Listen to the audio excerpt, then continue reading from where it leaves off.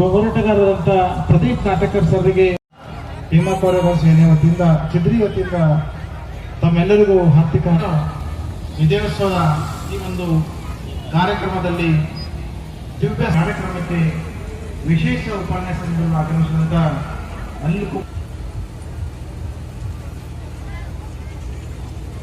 ಸೂರ್ಯಕಾಂತ್ ಈ ಕಾರ್ಯಕ್ರಮದ ಪ್ರಾಸ್ತಾವಿಕ ನುಡಿಯನ್ನು ಭೀಮಾ ಕೋರೆಗಾಂವ್ ಅಲ್ಲಿ ಏನು ಒಂದು 200 ವರ್ಷ ಆಚರಣೆ ಮಾಡ್ತಕ್ಕಂಥ ಸಮಯದಲ್ಲಿ ಬಂಡವಾಳಶಾಹಿಗಳು ಹಾಗೂ ನಾವೇ ಮೇಲಿದ್ದ ಕೆಲವು ಜನ ವರ್ಣ ನೀತಿಯನ್ನು ಅನುಸರಿಸತಕ್ಕಂಥ ಜನಗಳ ಮಧ್ಯೆ ಹಾಗೂ ನಮ್ಮ ಬಂಧುಗಳ ಮಧ್ಯೆ ಘರ್ಷಣೆ ಉಂಟಾಯಿತು. ಅವಾಗೆ ನಾವು ಬೀದರ್ನಲ್ಲಿ ಭೀಮಾ ಕೋರೆಗಾಂವ್ ವಿಜಯೋತ್ಸವ ಆಚರಣೆ ಮಾಡಬೇಕು ಹಾಗೂ ಇದು ಜನರಿಗೆ ಭೀಮಾ ಕೋರೆಗಾಂವ್ ಬಗ್ಗೆ ನಾವು ಮುಟ್ಟಿಸ್ಬೇಕು. ಇದರ ಬಗ್ಗೆ ಏನು ವಿಷಯ ಅದ, ಯಾಕ ಏನು ಎಂಬ ಒಂದು ಛಲವನ್ನು ಚಿದ್ರಿಯಲ್ಲಿ ಯುವಕರಲ್ಲಿ ಹುಟ್ಟು ನಾವು ಯಾಕೆ ಇದೊಂದು ಸೇನೆ ಕಟ್ಟಬಾರ್ದು, ಈ ಸೇನೆ ಕಟ್ಟಿ ಜನರಿಗೆ ಇದ್ರ ಬಗ್ಗೆ ಅವೇರ್ನೆಸ್ ಕೊಡಬೇಕು, ಮಾಹಿತಿ ಕೊಡಬೇಕು, ಇದರ ಉದ್ದೇಶ ಏನದ ಅಂತ ಹೇಳಿ ನಮ್ಮ ಯುವಕರು ಏನ್ ಮಾಡ್ತಾರ, ವಿಶೇಷವಾಗಿ ನನ್ನ ಕೂಡ ಭೇಟಿ ಆಗ್ತಾರೆ.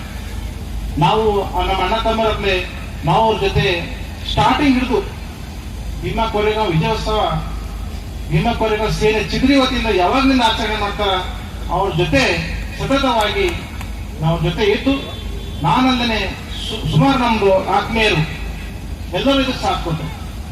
ಮೊದಲನೇ ವರ್ಷ ಅದೇ ವಿಜೃಂಭಣೆಯಿಂದ ಬೀದರ್ದಲ್ಲೇ ಮೊಟ್ಟ ಮೊದಲಿಗೆ ಮೆರವಣಿಗೆ ತಗೊಂಡ್ ಬಂದ್ರು ಸ್ತಂಭದ. ಭೀಮಾ ಕೋರೆಗಾಂವ್ ಯುದ್ಧ ನಡೆದಿರ್ತಕ್ಕಂಥದ್ದು ಹೆಣ್ಣು ಹಣ್ಣು ಮಣ್ಣಿಗಾಗಿ ಅಧಿಕಾರಕ್ಕಾಗಿ ನಡೆದಿರ್ತಕ್ಕಂಥ ಯುದ್ಧವಲ್ಲ, ಇದು ಸ್ವಾಭಿಮಾನಕ್ಕಾಗಿ ನಡೆದಿರ್ತಕ್ಕಂತಹ ಒಂದು ಮಹಾ ಸಂಗ್ರಾಮವಾಗಿದೆ.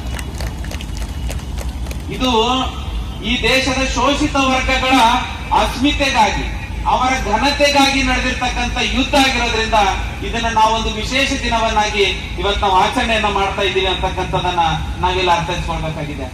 ಅನೇಕ ಮನುವಾದಿ ಇತಿಹಾಸಕಾರ ಇದ್ರ ಬಗ್ಗೆ ಬಹಳ ತಪ್ಪಾಗಿ ಅದನ್ನ ಅರ್ಥೈಸಿದ್ದಾರೆ.